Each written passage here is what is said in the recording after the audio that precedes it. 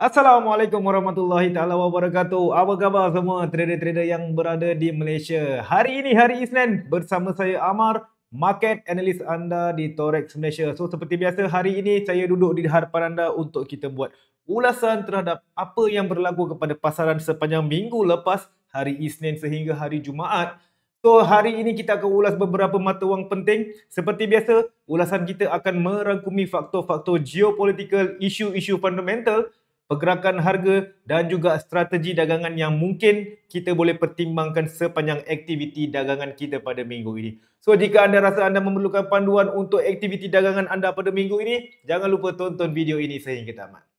Okey, mata wang utama yang pertama, dolar Amerika Syarikat. Minggu lepas dolar Amerika Syarikat sedikit mengukuh, indeks dolar Amerika Syarikat mengukuh hampir 0.8% minggu lalu. Pendorong utama ialah data ekonomi Amerika Syarikat yang lebih baik daripada jangkaan, termasuk semakan pertumbuhan GDP dan perbelanjaan pengguna yang stabil.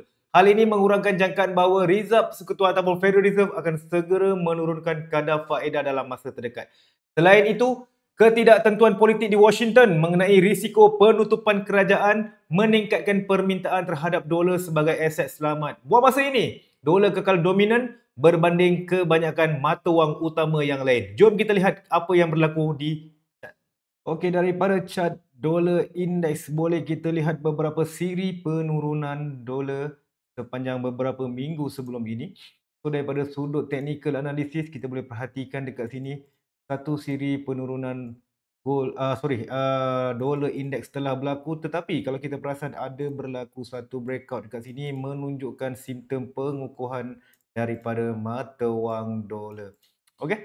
So disebabkan beberapa isu yang menekan mata wang dolar, terutamanya government shutdown seperti yang kita ceritakan tadi, dijangkakan gold akan terus menerima impak akibat daripada apa yang berlaku terhadap internal isu yang sedang berlaku di Amerika Syarikat. So, daripada sudut technical analysis, kita perasan dekat sini bahawa satu breakout pattern telah pun berlaku, simptom pengukuhan bakal berlaku. So, dijangkakan gold akan mencuba ke paras rintangan yang berada di atas lebih kurang pada harga sebentar, akan berada pada di sekitar 98.540 sebelum dolar indeks membuat sebarang keputusan sama ada untuk meneruskan perjalanan bearish ataupun akan ada rejection pada rintangan yang kita tandakan. Okey, seterusnya kita akan pergi kepada mata wang yen. Mata wang Jepun terus berada dalam tekanan apabila USD JPY meningkat menghampiri 150 yen, menunjukkan kelemahan yen berbanding dolar. Walaupun hasil bond Jepun 10 tahun naik ke sekitar 1.64%, ia masih tidak mampu menyaingi perbezaan kadar faedah dengan Amerika Syarikat yang kekal luas. Faktor tambahan ialah ketidakstabilan politik domestik Jepun yang mengurangkan keyakinan pelabur luar yang dijangka hanya akan pulih jika Bank of Japan mengambil pendekatan monetary yang lebih agresif ataupun campur tangan langsung di pasaran tukaran asing. Jom kita lihat apa yang berlaku kepada chart mata wang yen. Okey, jom kita lihat pada chart USD JPY. Beberapa siri sideway daripada bulan Ogos sehingga September berlaku. Namun hari ini kita dapat lihat telah berlaku satu breakout dan gap pada awal minggu hari Isnin ataupun hari inilah. So, gap ini sekaligus memecahkan paras sideway ataupun paras resisten yang telah kita tunggu-tunggu selama ini. Namun, perlu kita lihat ada satu lagi rintangan untuk USD JPY iaitu di sekitar 150.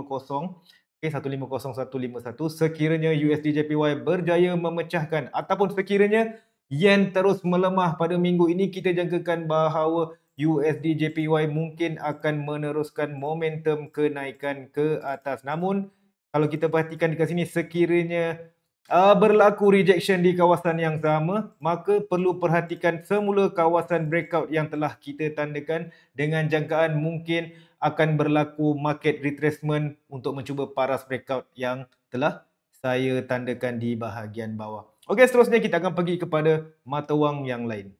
Mata wang seterusnya kita pergi kepada pound sterling. So pound sterling sedikit tertekan, melemah hampir 1% berbanding dolar Amerika Syarikat pada minggu lalu.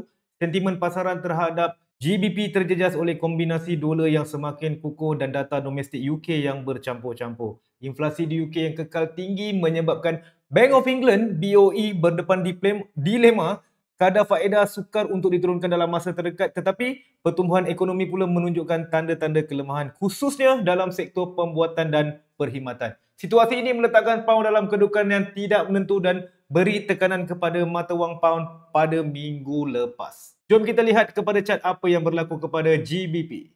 Alright, daripada sudut technical analysis kita boleh lihat carta GBP USD minggu-minggu sebelum ni menunjukkan trend bearish telah pun berjaya dipecahkan oleh pasaran. So, kalau kita lihat dekat sini telah berlaku satu breakout di kawasan lebih kurang 1.343.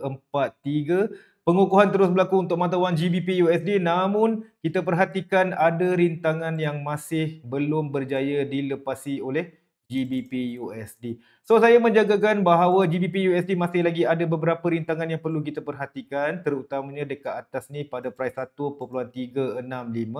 Kita menjagakan bahawa pasaran akan cuba sekali lagi paras resisten yang pertama. Sekiranya berjaya ditembusi, maka GBP USD mungkin akan teruskan momentum untuk mencari paras resisten di atas. Namun sebaliknya, sekiranya berlaku rejection pada bahagian resisten pertama kita, saya menjangkakan GBP USD akan mencuba kembali kepada paras support seperti yang anda boleh lihat di dalam chart sekarang. Okey, itu saja ulasan kita pada hari ini. Kita telah pun ulas 3 mata wang dari sudut fundamental dan juga technical analysis. Semoga video ini sedikit sebanyak memberi idea kepada aktiviti dagangan anda pada minggu ini. So, terus ikuti kami. Jangan lupa like, komen dan share. Terus ikuti kami di Torex Malaysia. Kita jumpa lagi pada minggu depan. Bye-bye.